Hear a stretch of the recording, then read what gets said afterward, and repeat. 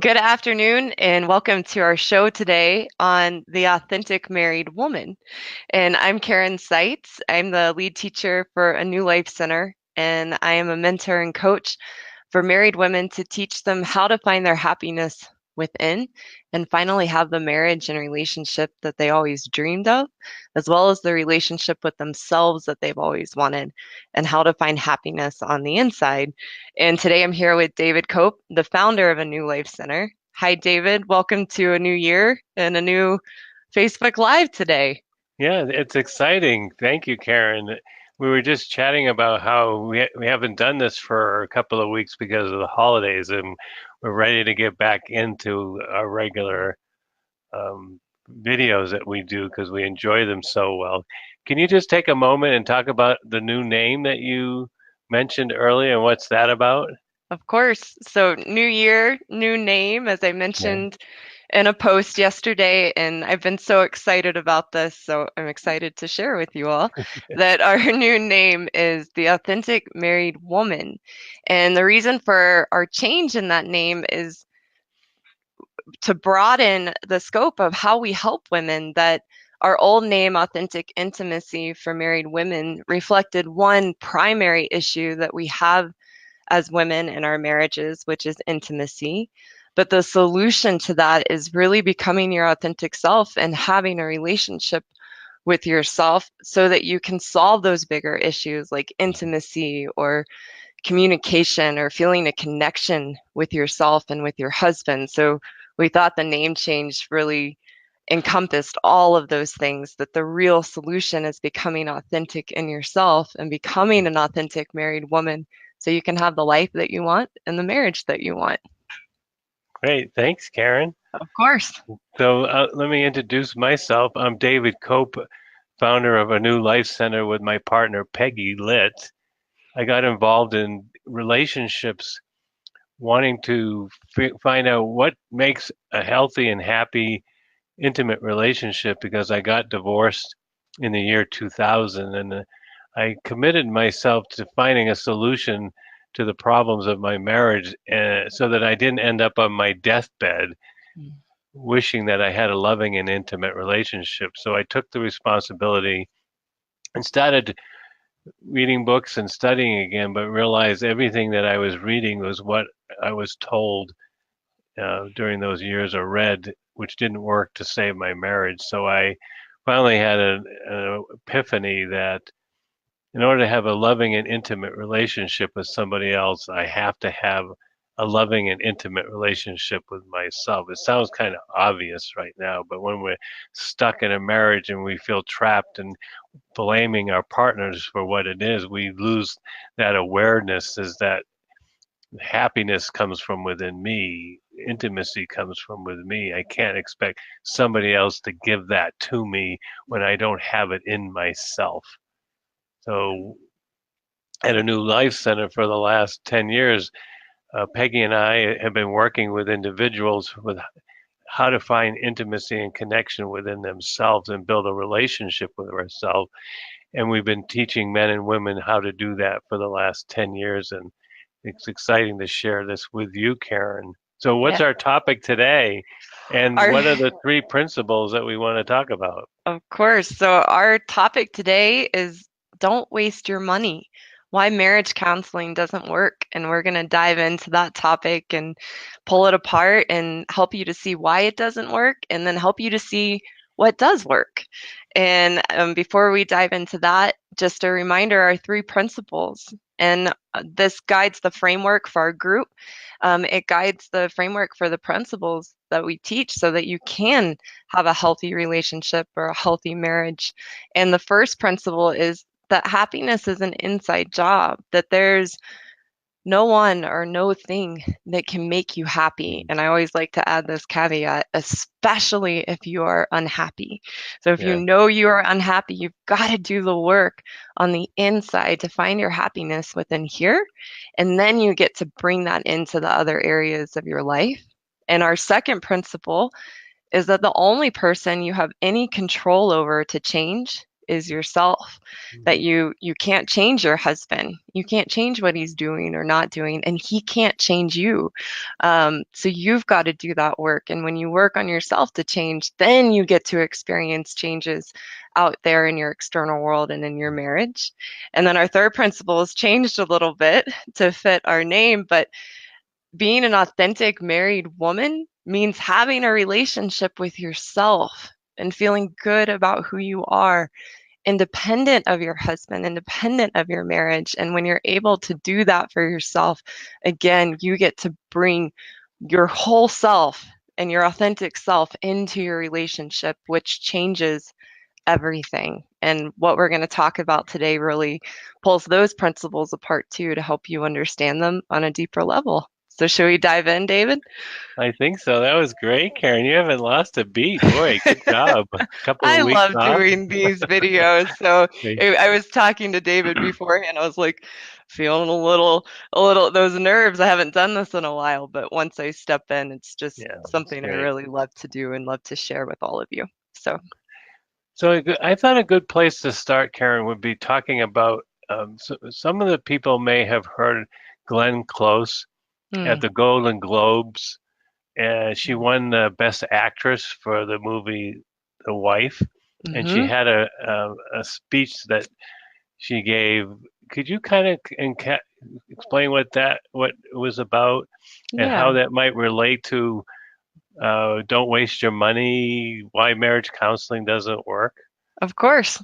So essentially, what Glenn Close was saying in her acceptance speech was that as women, we really have to find our personal fulfillment within ourselves and go after our dreams and become independent of our husbands. And Mhm. she meant that in a healthy way to not sacrifice your dreams, to not Mhm. sacrifice who you are and what you're here to do for your husband and give everything to your husband, everything to your marriage, putting that before you in hopes you're going to get those dreams and fulfillment back from him or back from your marriage, that's impossible, that Mhm. you've really got to set yourself up to go after your dreams and find your fulfillment internally and Mhm. be independent. And I think that was really what her speech It was, was yeah. encapsulating. And she used the word how uh, women sublimate themselves to their husbands. Yeah. And when you sublimate, meaning you put yourself below your husband, what happens is you lose your connection to yourself, and over time you give up your dreams, you give up your self identity, and women lose themselves. And one of the most common things we hear from women in marriages that are struggling, they say, I don't know who I am. I've lost myself.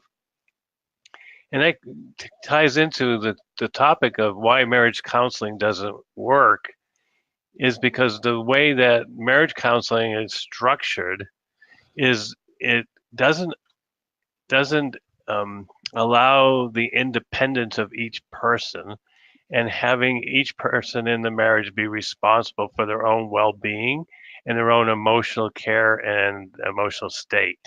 What happens in marriage counseling is we it doesn't take into account that we become intertwined with our partner, that we lose our sense of self.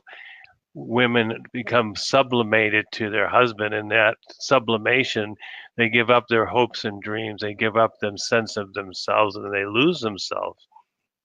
So in traditional marriage counseling, what happens is you go into the marriage counselor, and he or she says, what issues are you having? Mhm. And sharing that to the counselor, and then the husband, so the wife might share, well, if my husband does this and he's not doing that, and I'm not being heard, or I don't feel like I'm desired in it, or I don't, he doesn't listen to me, he's never present, feel like roommates. And then the therapist will say to the husband, what are your issues? And then what happens is that um, what the marriage counseling traditional therapy does is, how does the husband have to change his behavior to meet the concerns and needs of the wife, and what can the wife do to change her behaviors and meet the needs of her husband. But the fundamental problem with that is that when we become intertwined, we have no sense of self, and then we become dependent on our partner and how we experience ourselves. So if only my husband would do this, then I would be happy. If only my husband paid attention to me. If only my husband did the things that I asked him to do around the house. If only my husband shared with him, or if only my husband was more emotionally in tune with me, then I would be happy. But Karen, can you share the three principles that we talk about and how Yeah. marriage counseling doesn't allow the independence of the individual? And if you can go through each one of the three and how marriage counseling doesn't support those concepts. Absolutely. And I experienced this firsthand in my own marriage. So everything that I teach, I'm doing in my own life because I had tried everything else before. And while it was helpful to give me some coping skills, it gave us some short-term band-aids and some new tools. It never solved or resolved anything long term. Mm-hmm. All of the issues always resurfaced. So I needed to find a new approach, a new way to look at things because I was tired of being on that hamster wheel and running up against the same issues again and again. And this is what I discovered about marriage counseling and how it didn't help me long term to resolve those issues. And so our first principle is that you are responsible for your happiness. Mm-hmm.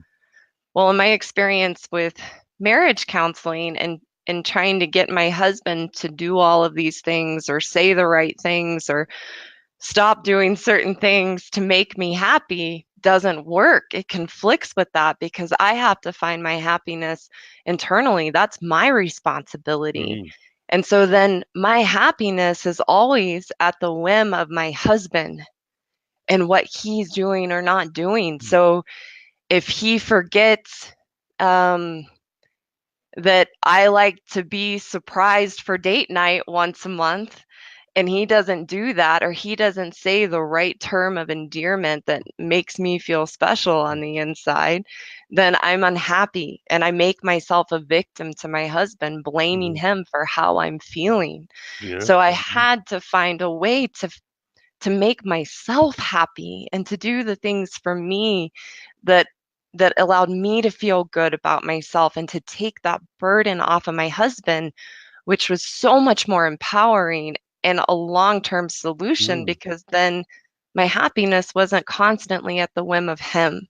And it sounds like a lot of work. I threw plenty of temper tantrums in the beginning of learning this approach because it puts all of the responsibility of my happiness on me.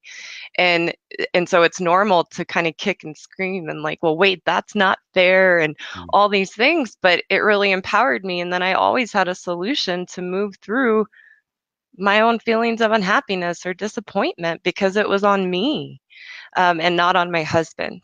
So that's for the first principle. The second principle is the only person you have any control over to change is yourself.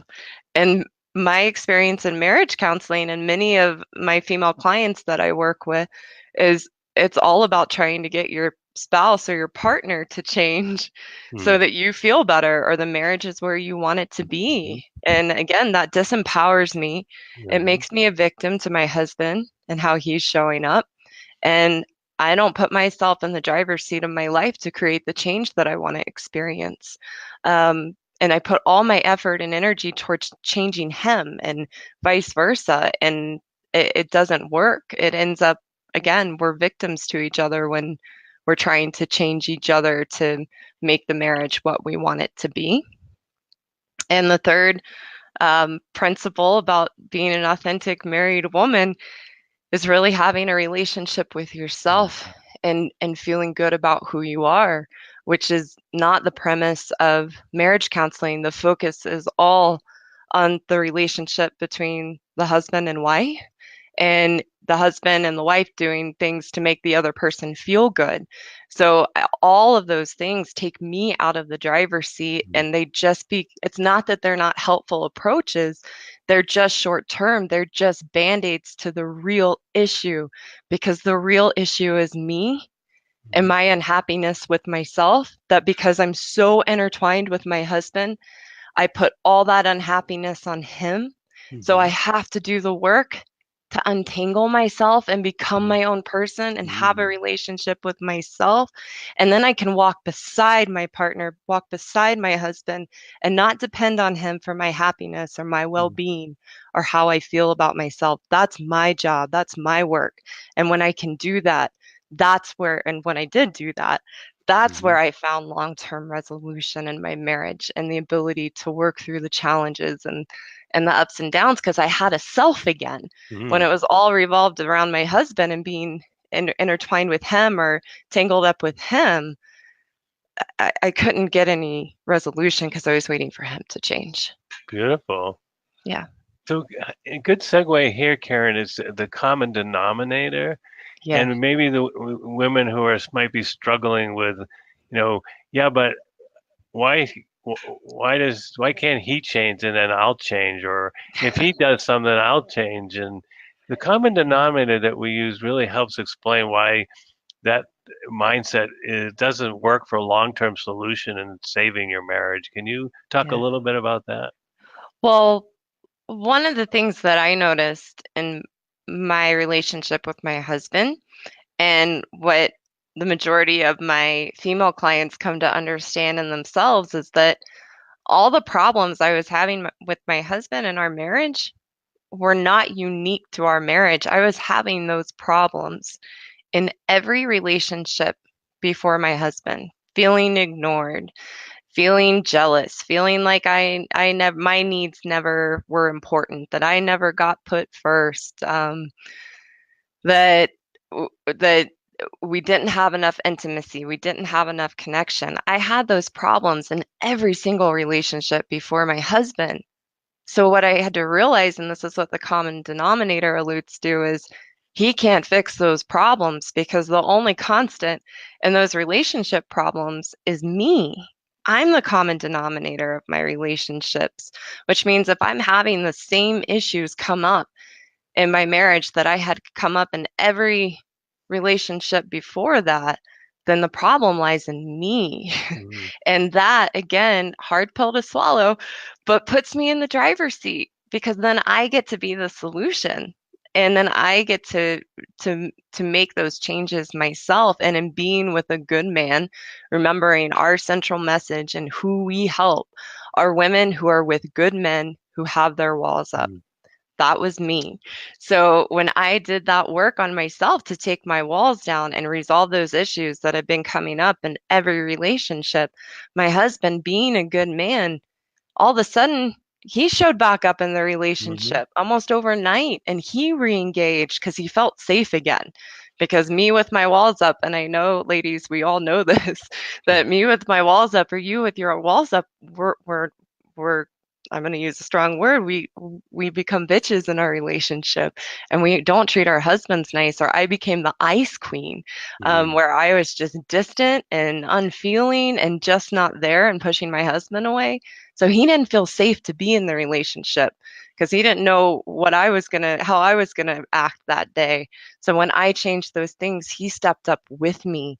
So when we can understand how the common denominator works and Mhm. recognize how much influence and how much power we have to change our experiences and relationships, it puts us in the driver's seat, and we always get to be our answer. And it doesn't mean that your husband doesn't have his issues or his Mhm. problems, Mhm. but you can't change them. You can only change yourself. And I promise, when you do that and you're with a good man, everything changes, and you will never need marriage counseling, because you will always be the one to drive your changes and lead your marriage to where you want it Mhm. to be. Wow, that was great, Karen. Thanks. Good job. I'm excited to be back I today. bet. I guess so. Like you've been a horse been tied up in a barn Yeah, waiting to get out and gallop. yeah, So Traditional marriage counseling uh, comes from a place where the therapist gets training and they get degrees and ways of dealing with conflict and issues in marriage counseling. And often, marriage counselors will read the latest books and try to find the themes that they can bring in to try to help couples resolve their marriage issues. Over the years, I've worked with dozens of marriage counselors, therapists, Mhm. who are struggling in their marriages, and it's often ironic when a marriage counselor comes to me or to help them or her in her marriage because she's doesn't can't navigate herself in the marriage counseling in the marriage because she's lost within herself. And it's an interesting understanding is even though a marriage counselor has all this expertise and all this information and all the knowledge that they have to help somebody else, the problem is when you become intertwined with your partner and you lose your sense of independence and sense of self, you have no clarity to your issues because you can't see things for the way they really are.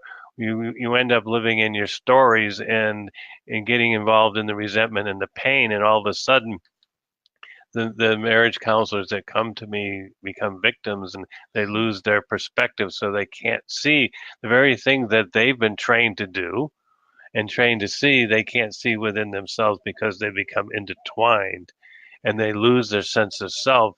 So in the work that I do with the marriage counselors that come in, I help them see that they have lost themselves. Often, as I said, women will say over and over again, "I don't know who I am. I've lost myself."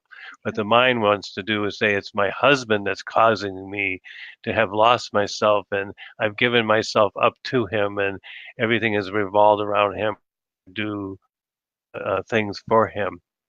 So when we separate ourselves and can define who we are and we have an independence of ourself, then what happens is we can see things clearly and we can distinguish between, is it my husband that's having a communication problem or do I have a communication problem?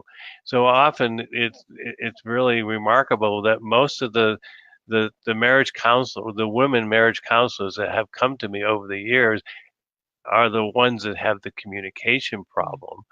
And it stems from having their walls up. And as one marriage counselor said to me is, not only do I have my walls up, but I have barbed wire Mm. on my walls. And she actually was a sex coach, sex therapist, and a marriage counselor, but she totally lost herself in her marriage and couldn't find her way out. So as we talk about, Karen, helping women separate themselves and regain their self identity and knowing who they are and following what Glenn Close was talking about in the Golden Globes is in order to have a personal fulfillment, it isn't the responsibility of the husband to let go of the wife, it's the responsibility of the wife to find herself again. And that's what we do so well in our program is teaching women how to untangle themselves from their husband to themselves again, to find their dreams and their passions all over again by reconnecting with themselves and knowing who they are so they can become authentic. They can live from the place of their own truth and not be lost in the marriage or what expectations or needs that you think are need to be met by your husband to make you happy. It's an interesting challenge that we have in our culture because we so much say that what we're supposed to do is we're supposed to all the love songs. I lost myself. I lose myself in you. You are the only person in my life, and you are my thing. Yeah. You But complete me. you complete me, and Yeah. that's what we want to believe. But unfortunately, that's where we get lost, and we nobody's ever taught us how to stay grounded in ourselves, connected, and be true to ourselves, and honor ourselves, and put ourselves first. And that's when you begin to find long-term solutions to your marriage issues and to find a place of yourself, as you said, Karen, so they can walk independently with your husband in your journey of life and share your journeys together. Often in our current culture, independence. Often women say independence is, I don't need a man, I can do it myself. Well, that's not independence. True independence is that I can take care of myself and find my own emotional needs. I can find my path in life. I have a sense of direction, a sense of who I am. Independence is an empowered term of knowing myself and my passion, my directions in my life.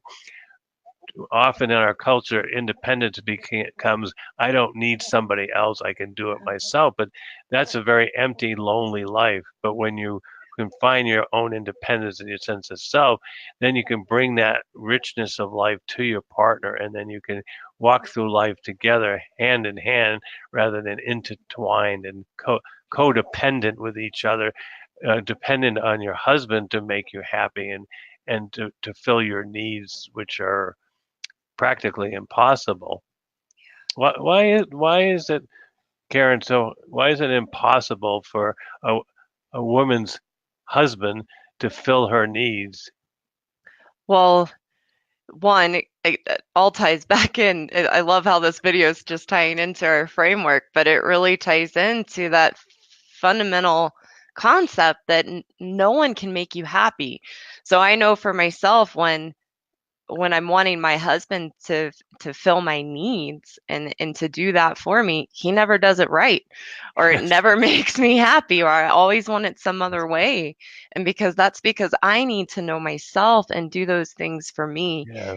And I know for me and a lot of the women that I work with that we come up with this story that, well, if I took the time that I needed for me to do what I need to do for me, to do the things that I love, to make time for me, my husband would be so upset and it would be Yeah. the end of the world. And that's a myth. That is not true. Will it rock the boat in the beginning because it's changed? Yeah, for a little bit, but not very long. And when you're with a good man, and this is what I saw happen in my marriage and what my female Mhm. clients experience in theirs, is they are thrilled because because now you're showing up happy. I just had this experience on Sunday where marriage is an up and down journey. Everything we teach, it's not a perfect ride. So I have plenty of my own stumbles, plenty of my own struggles that come Mhm. up. But the difference is now I have the roadmap to navigate them. Mhm. So I can move through them very quickly and get myself back on track and feeling good and being happy. And Sunday morning, I woke up and my husband had the morning off. He works nights. And I really wanted to get up and go swimming, which is something I like to do with myself. That's just for me and me taking care of myself. Mhm. And I said, well, he's off, so I probably shouldn't do that. Good. And I put my husband before me, and I was not a very nice woman to be around Sunday morning. And I saw my husband's mood shift immediately. As soon as I'm unhappy, I see that shift in him. And Mhm. so I I knew to catch myself and say, okay, let's turn this around. And then I went swimming that afternoon for myself and I did what I needed to do for me. My husband got home from work that night and I was in a totally different place, happy, excited, feeling good, and he just lit up. They want us to take care of ourselves and put ourselves first because then they can relax because they know we're happy. That's all they want for us. But Mhm. we So have to true. do that. So Yeah. we have to fulfill those needs. And then the other neat thing is then you have plenty of energy and you've filled your own cup. So you have plenty to give to the relationship and plenty to share with your That's a good husband. point. So they can't do that for us. We have to do that for ourselves. Thank you, Karen. That was very clear. Can you kind of give us a wrap up for Sure. what we're kind of an overview of don't waste your money, why marriage counseling doesn't work? Yeah. And me meaning that it's marriage counseling is very helpful for many Yeah. people, but really feel like it's a short-term solution because it doesn't resolve the underlying issues that actually happen in a marriage, which is we have low self-esteem. We don't feel good about ourselves, and we want because of that we can't provide the things that we need to provide for ourselves. So marriage counseling is helpful, but it's not a long-term Yeah. solution because a long-term solution has to be you have to change your own issues and start to feel good about yourself. Yeah. That's a great point, David, that it, for where my husband and I were when we went to marriage counseling, say 5 or 6 years ago, it gave us some helpful tools, Mhm. but all the same issues resurfaced again and again and again, and there was no end in sight.